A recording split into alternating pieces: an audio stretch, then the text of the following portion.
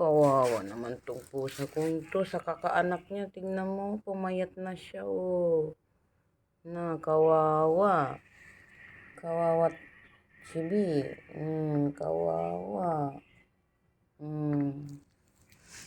Na, kawawa. Patingin kita sa doktor, Magana naman itong kumain. Kaya lang, sobrang kakaanak niya, halos yearly siyang nanganganak. Ayan. Kawawa naman ang bibi. Ito lang yung pusa ko na mag-isang babae. Yung mga anak niya, nadagdagan. Yung natira dito, yung last na anak niya, yun ang kasali sa mga 9 cats ko.